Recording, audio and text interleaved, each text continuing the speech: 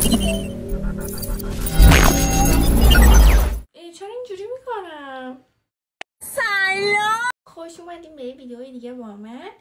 امروز میخوام بهتون یاد بدم که چجوری فرق چشما رو ببین چشماتون رو اینجوری لیفت کنین و کشیده. حالا این آرایشی که من الان کردم که خب قطعا بی تاثیر نیست، خب که جلوی چشم میکشی، خط چشت کشیده است، ادامه دار نیست و اینا که اصلا بحث میکاپه. خب ولی من میخوام یه ترفند خیلی کوچولو با موهاتون بهتون یاد بدم که چشماتون رو اینجوری بکشه و خوشگل‌تر بشین.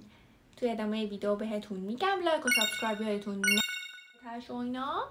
با از این چشای کلی لازم داریم یه دونه از این شونه ها که اینجوری تهش تیز باشه، با از این چشای چلگیس مشکی، حالا که موهاتون هم بلنده که فکر کنم کرم هم داشته باشه. اینا یه چیزی حالا تو موهاتون معلوم نشه. باید امتحان کنین ببینین که کجای موهاتون رو وقتی که میکشین اون لیفتی که میخواین و به چشمتون میده. چقدر سخته هم بدون آینه بخوام چیز کنم. خب بعد میاین اینجوری موهاتون رو جدا میکنین که اینا بعدن میاد روشون معلوم نشه دیگه، هیچکی نفهمه ما چیکار کردیم. خب بین خودم بمونه. ای بابا موهای منم. خب اینجوری اینجاها رو جدا کنین قشنگ یه خط بیفته، که خیلی کار آسونیه به نظر من. بعد این کار همیشه هم نباید بکنین، اینجاتون کچل میشه دیگه مو ندارین.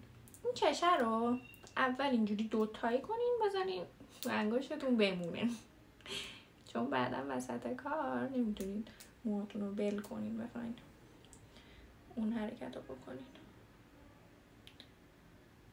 خب نظر من این اوکیه. اینی که من الان اینجا برداشتم اون لیفتی که میخوام و به هم میده. امتحان میکنیم. آره دیگه قرار نیست معجزه‌ام بشه ها، ولی نه این که آره نه اونقدی که فلان بود نشد. بعد یه دونه هم از عقب ترش جدا میکنین. جفتش هم خیلی باید نازک باشه. الان من زیاد نمیبینم دارم چی کار میکنم تو گوشیم، خیلی سخته. بعد حالا اون ژلی که بهتون گفتم اینجا اگه موهاتون وزه از اون یه کوچولو اندازه یه عدس میزنین به موهاتون. بعد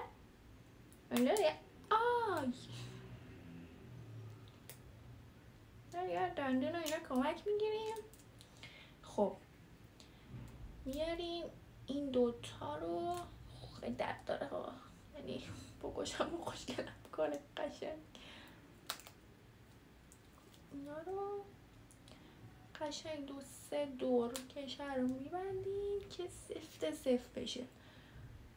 خب اصلا نمیخواد اینجوری الان به کف سرتون بچسبه. خب اوکی، اینجا رو میاین دوتا رو از هم جدا میکنین.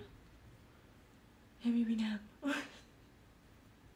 بعد میکشین، اینقدر میکشین که پوست سرتون کنده شه. اینجوری خدایی ببین خیلی خوب شد دیگه. حالا برم که بقیه موهامو فر کنم. نظرتونم برام تو کامنت ها بنویسید. نظرتون رو اگه ادب دارید مؤدبانه این زیر کامنت کنید، اگر نه هم که هیچی. ولی میکاپ چشمتون هم خیلی مهمه ها، یعنی دیگه حالا بسته به هر صورتی که دارین، مدل فیستون و اینا، که اون میکاپ بستگی به خودتون داره. یه کوچولو بلنبه شد. فکر کنم واسه این که اینجوری قلمبه نشه، خب حالا الان زیاد نیستا، ولی اگه اشتباه نکنم آرایشگرا میان اینجا که ما کشو بستیم یه دور مو رو پیچ میدن به داخل، بعد سفتش میکنن. که حالا اینو زیاد مطمئن نیستم، اگه راه دیگه پیدا کردم که قلمبگیش زیاد معلوم، الان اصلا معلوم نیستا، یعنی مو که میاد روش دست بزنی مشخصه. حالا اگه راه دیگه پیدا کردم حتما میام بهتون میگم. دوستتون دارم. لایک و سابسکرایب یادتون نره. خدافظ.